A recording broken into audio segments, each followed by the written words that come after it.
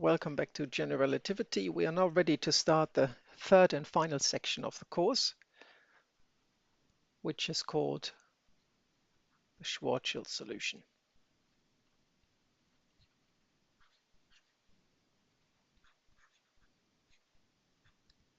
The Schwarzschild solution is probably the most important non-trivial solution of the Einstein field equations.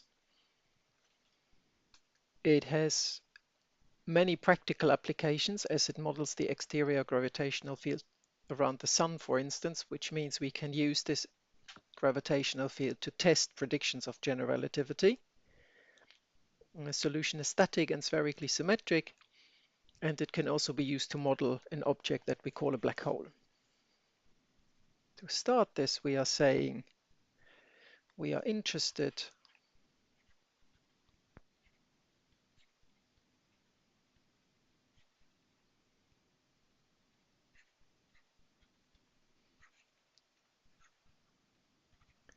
in finding an exact solution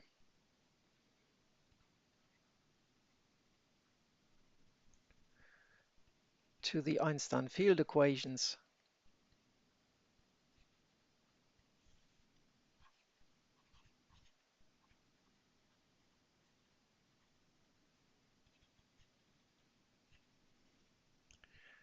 which can model or describe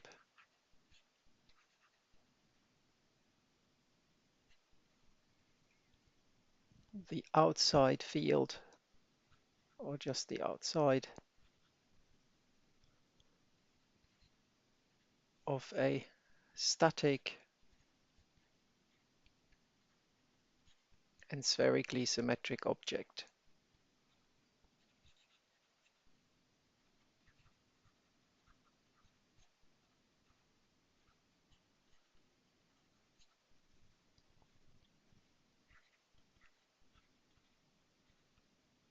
Like a star or a white dwarf is a good example of this as well.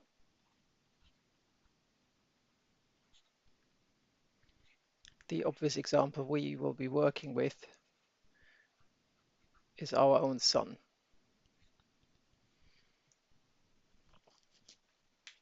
So modeling staticity is quite simple. You just assume that all the components of the metric are independent of time. But firstly, we want to take into account spherical symmetry.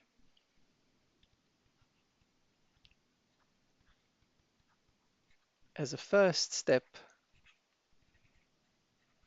recall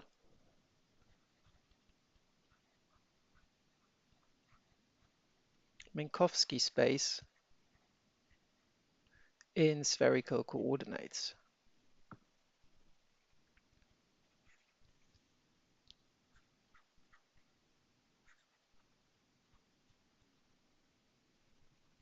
We had a couple of results. We had dx squared plus dy squared plus dz squared, which could be written in spherical coordinates as dr squared plus r squared d theta plus r squared sine squared theta d phi squared, which means we can write Minkowski space, which had a d minus dt squared in front of those three spatial parts, can hence be written as minus dt squared plus dr squared plus r squared d theta squared plus sine squared theta d phi squared. And this object here is often called d omega squared, and d omega squared here stands for the line element of the sphere. Common shorthand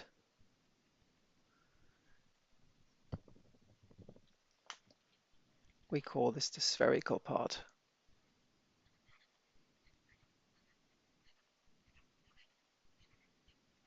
of the line element.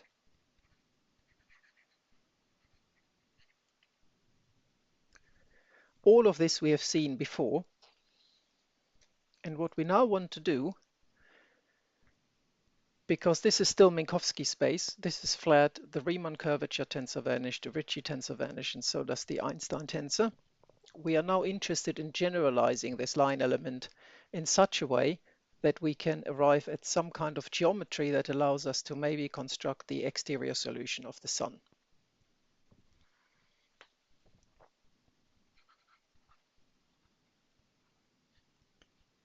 We wish to generalize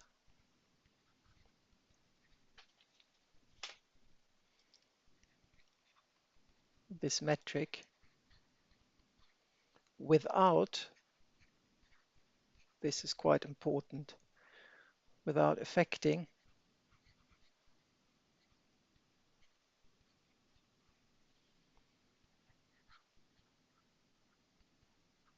the spherical part. We will write, or we will assume, the following form for the line element.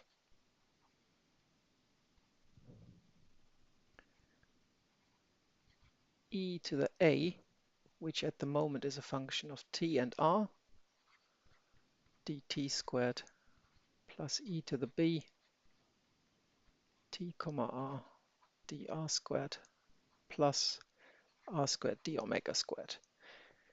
I'm not touching the spherical part. This will just stay here. You can think about this as the two spheres of radius r. Over here we have the time and the radial direction, and we make these guys here functions of t and r. This is pretty consistent with the previous section when we computed the coupling constant. Remember that when we did this, these functions here were of the form 1 or plus minus 2 phi, which links all the way back to one of the sessions in week 5, where we could arrive at this form 1 plus minus 2 phi by just comparing physical quantities and making some hand-waving identifications. Which means this ansatz here, or this guess, or this assumptions for the form of the line element is quite well justified. It turns out this is in fact the form of the most general static, and actually this is not static yet. So this is the form of the most general spherically symmetric line element. Some of you might ask, why is there not a third function here in front of the d omega squared? We can always redefine the radial coordinate to absorb this third function into r, effectively bring it into this form.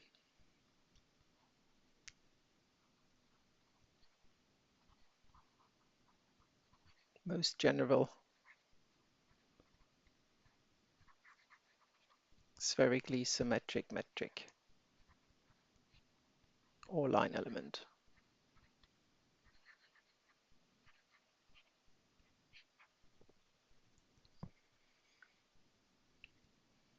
Next, we will do a tiny little discussion, after which we will drop the time dependence. Let us note that the Einstein field equations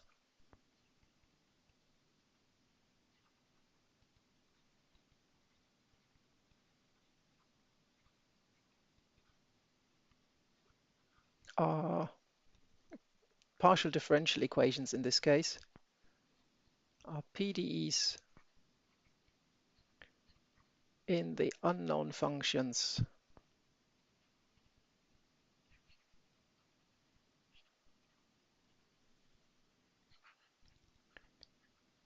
A and B, which we wish to determine.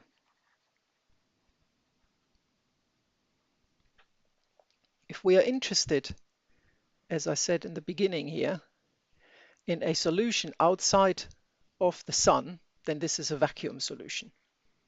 All the matters inside the sun, outside the sun, we have a vacuum solution. All we require is the vacuum solution to match the interior solution of the sun at the surface of the sun. This is exactly the same as in Newtonian gravity. In Newtonian gravity, the idealized sun is an object of size 0 effectively, where all its mass is concentrated at an idealized point.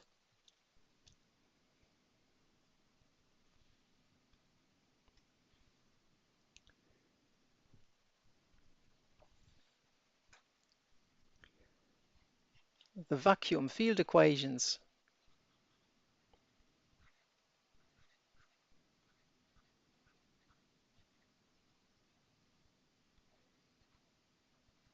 are, if we write them using the Einstein tensor, they simply state that Gij must be 0.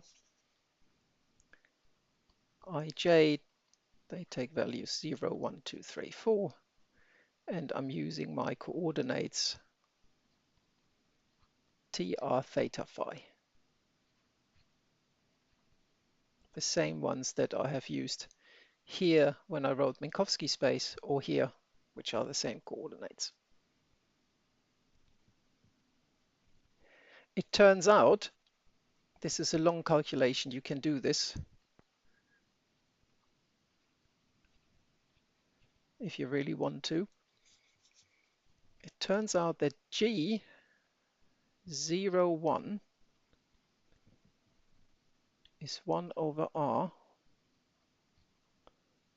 B dot, where B dot means d over dt of B,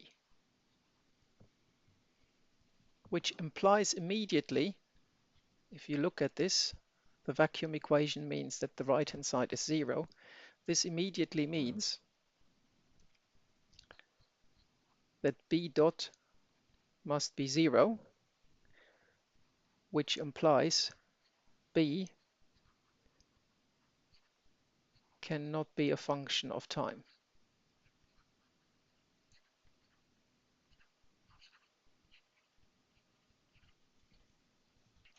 If you use this information and look at the other field equations, you will find that A also cannot be a function of time.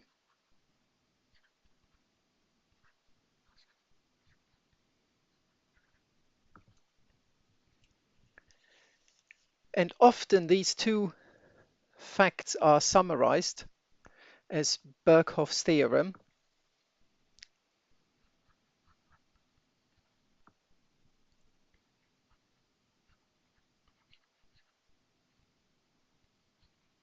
And I'm not showing you the detailed proof of this because it is ever so slightly outside of the main topics I want to cover in the course, but it is a straightforward proof. The proof is you write out all the Einstein tensor components, you immediately spot that B cannot be a function of time, and then you look at linear combinations of the other field equations, and you will eventually arrive at an equation that says A dot is 0, and then you are done.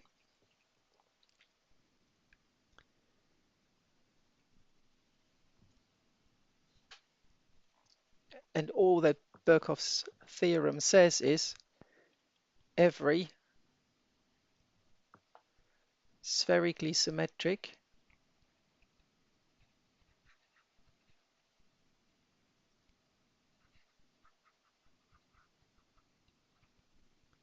solution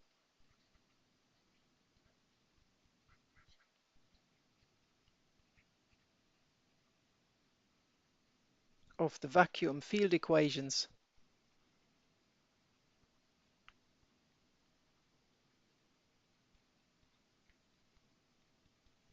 is static. Half of the proof is summarized in this one line here.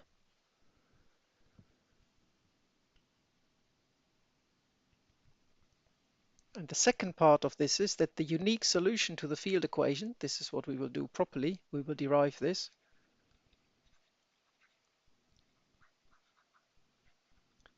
The unique solution is a Schwarzschild solution.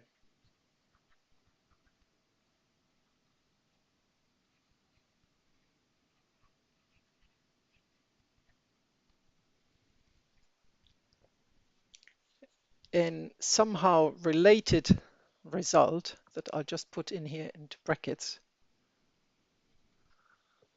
It also means that a spherically symmetric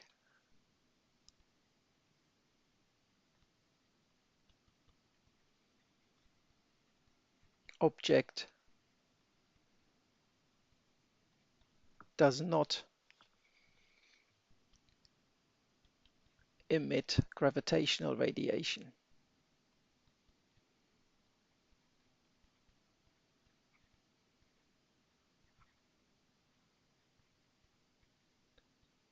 This is perhaps not too surprising if you look at a single electron or a single positron or a single proton for that matter.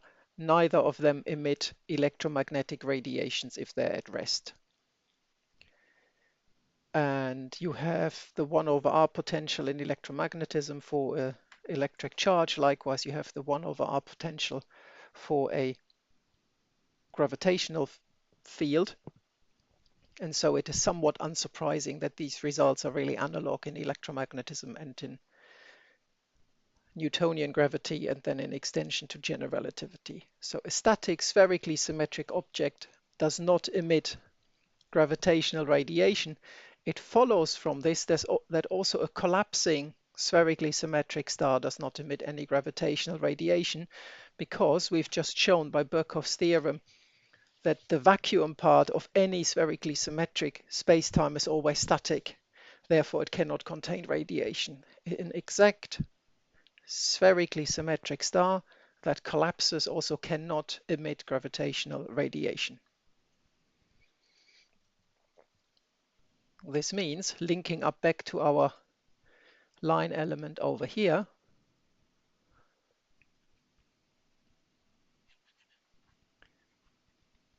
we will now work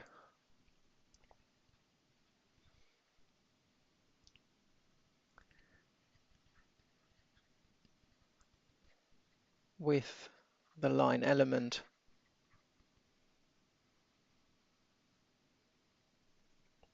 ds squared minus e to the a of r dt squared plus e to the b of r dr squared plus r squared d omega squared.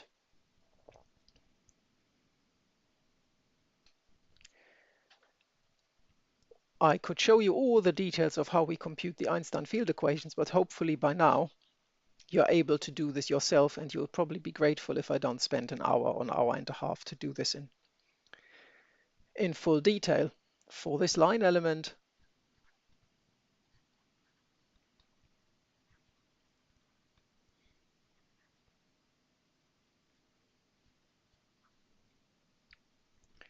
the two independent Einstein field equations are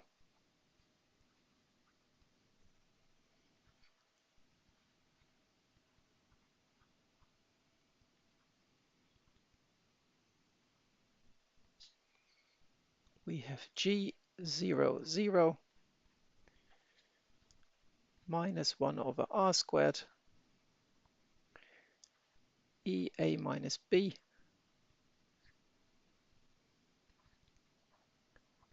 EB plus R B prime minus 1, and our second equation is G11 1 over r squared 1 plus r a prime minus e to the b. The prime here stands for d over dr,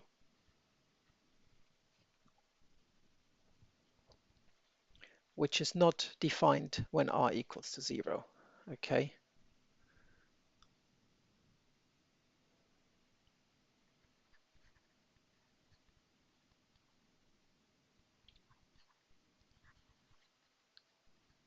Not defined. r equals to 0.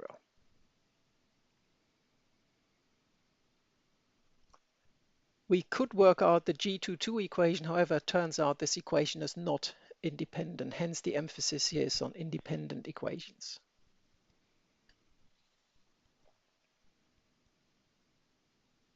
So assuming that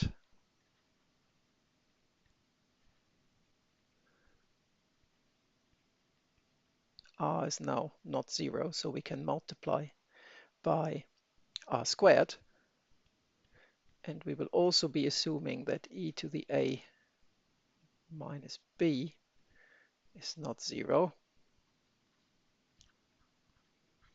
We need to solve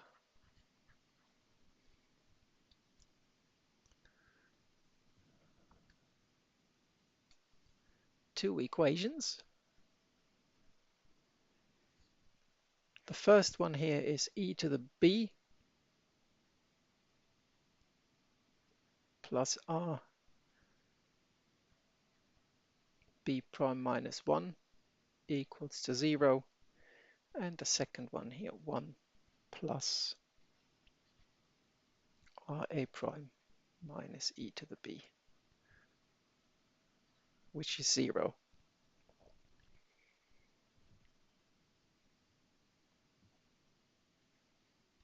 I'm slightly rewriting this, and then you will see how one can immediately solve this.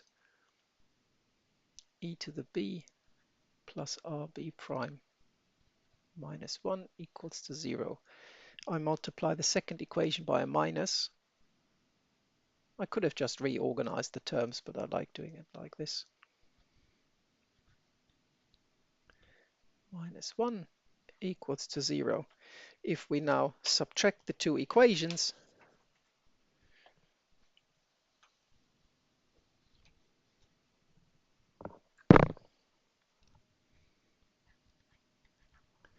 we see here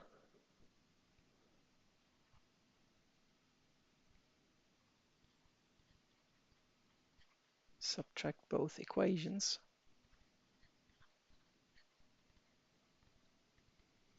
E to the b minus e to the b gives us 0. Minus 1 minus minus 1 gives us 0. This means we find r times b prime plus a prime equals 0. Recall that we already assumed that r cannot be 0, which means we get a prime equals minus b prime, which implies that a equals minus b plus some constant of integration.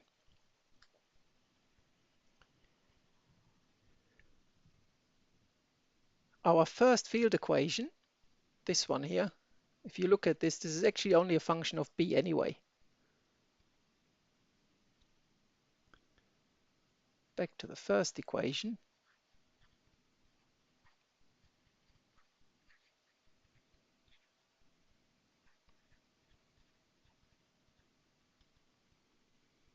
It's still there. E to the b plus r b prime minus 1 equals to 0.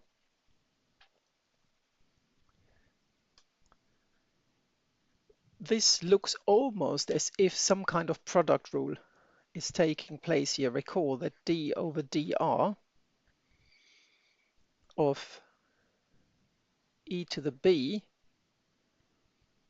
gives us b prime e to the b, and d over dr e to the minus b gives us minus b prime e to the minus b, which means if you multiply this equation here by e to the b, you see that you can isolate a term with the b prime, but there's also an r, so this is looking good. Let us then try something like this. R minus r e to the minus b This gives a 1. Here you need the product and the chain rule together.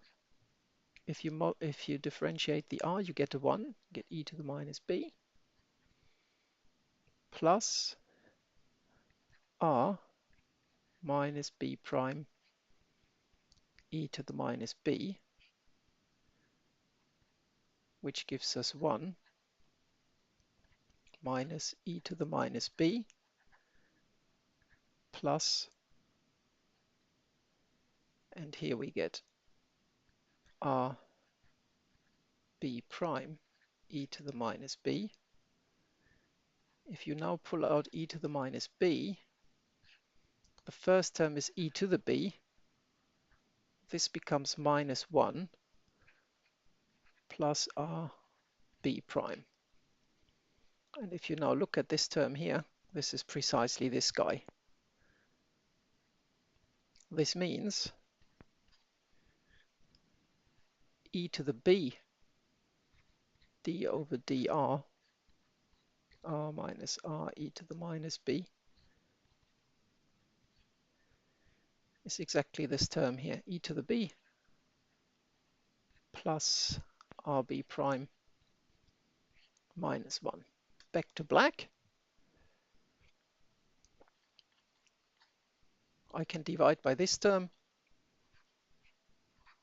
d over dr, r minus r e to the minus b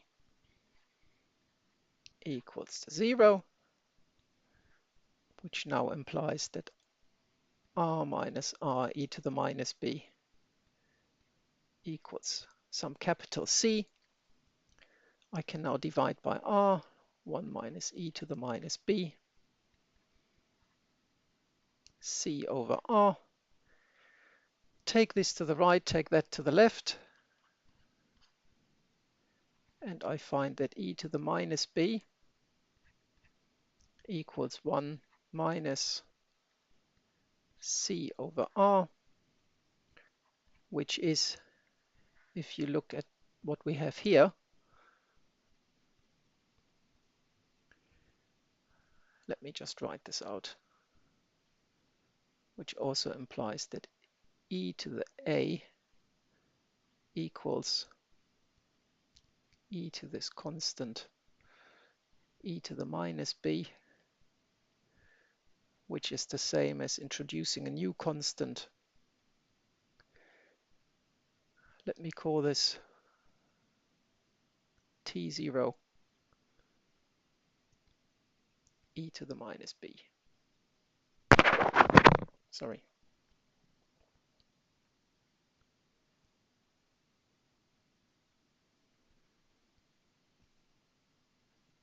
We have, let's write it just all down again. We have e to the minus b equals 1 minus c over r, and the second result here, that e to the a equals t0 e to the minus b.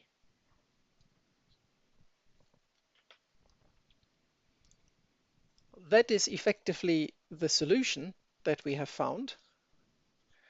So this means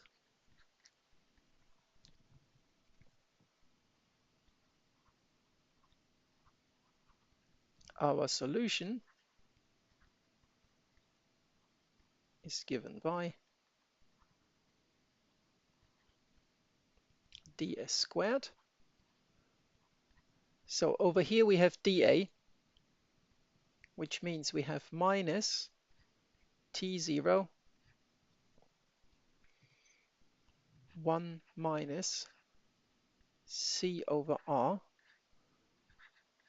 dt squared, plus, here was e to the b, but there's a minus there, which means we have dr squared